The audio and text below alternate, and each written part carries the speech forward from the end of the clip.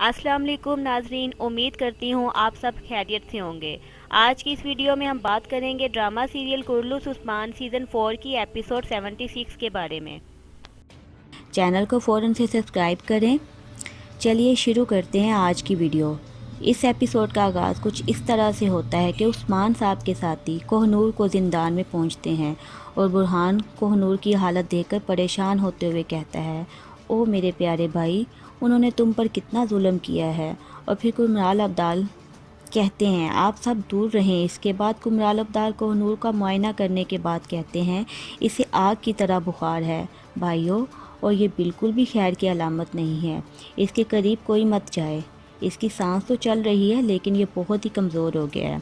शामिल जल्दी जाओ, बाकी हकीमों को भी बुलाओ। इसके बाद सभी लोगों को वहाँ से भेज देते हैं।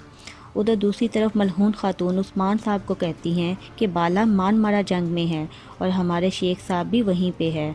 ये सुनने के बाद उस्मान कहते हैं कि तुम्हें कैसे मालूम हुई ये बात। तो मलहून खातून कहती हैं, इस्माइल सुल्तान ने बाला खातून को पैगाम भेजा था।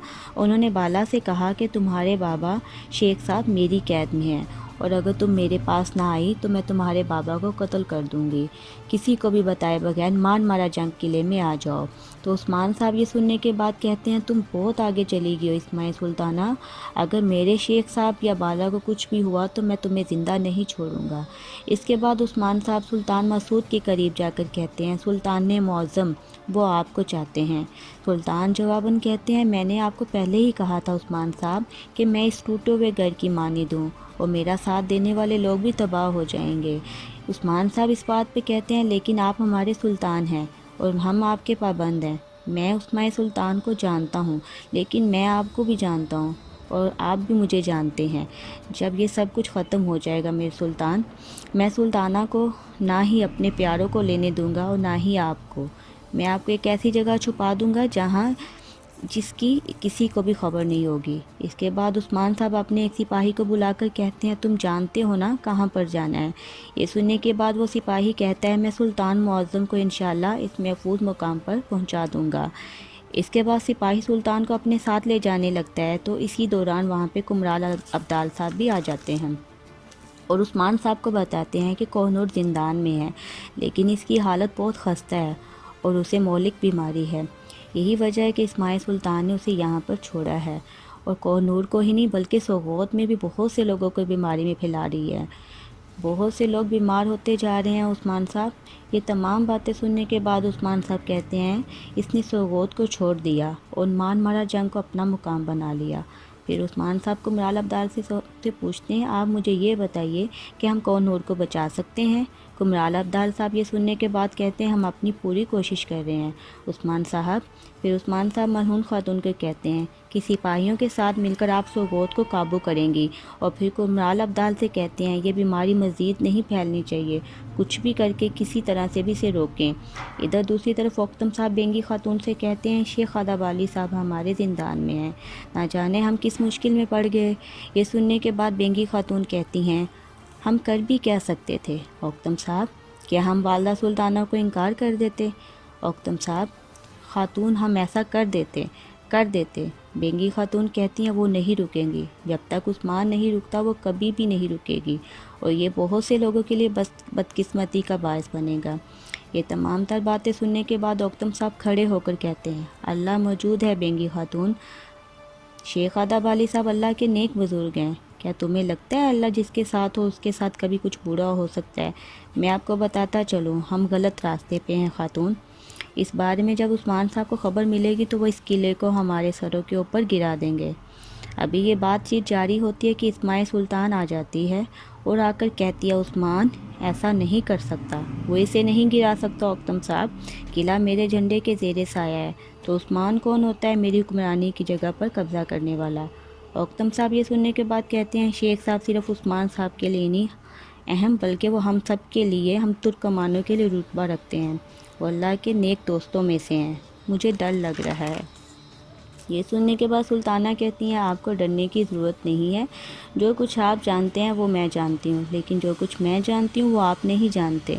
उस्मान ने मासूद को छुपा लिया, अगर वो मासूद को मेरे हवाले कर देता है तो फिर बदले में मैं भी उसे अदाबाली दे दूँगी। کیا ہماری ریاست کافروں کی ریاست ہے جو ہم اللہ کے دوست کے ساتھ دشمنی مول لیں گے؟ اب آپ مجھے بتائیے کہ آپ اس سلجوق کے ساتھ بغاوت کرنے والے عثمان سردار کے ساتھ کھڑے ہوں گے یا پھر میرے ساتھ؟ یہ سننے کے بعد اوکتم صاحب کہتے ہیں یقیناً میں آپ کا ہی ساتھ دوں گا۔ اس کے بعد اوکتم صاحب وہاں سے چلے جاتے ہیں۔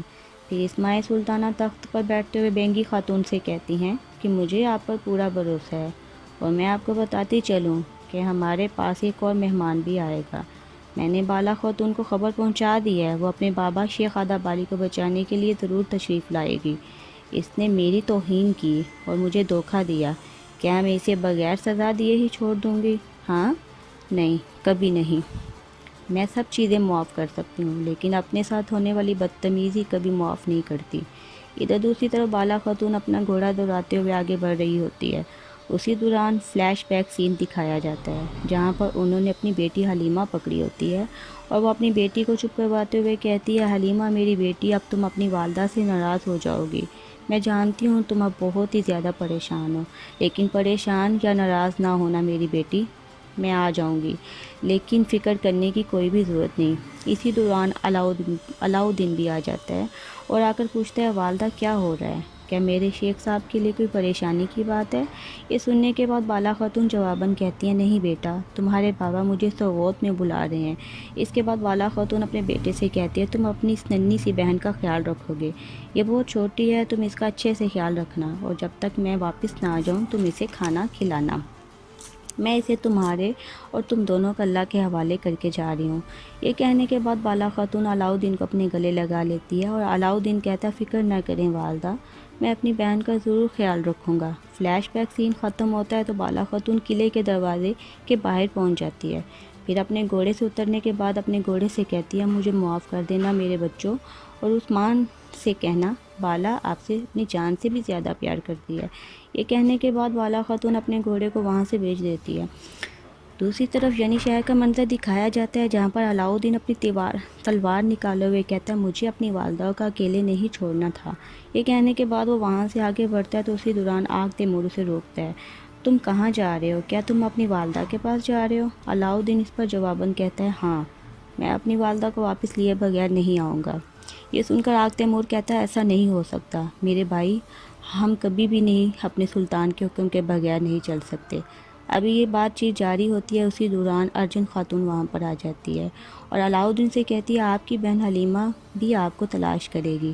علاؤدین، کیا آپ اپنی بالا خاتون کی غیر موجودگی میں اپنی والدہ کو، اپنی بہن کو اکیلا چھوڑ دیں گے؟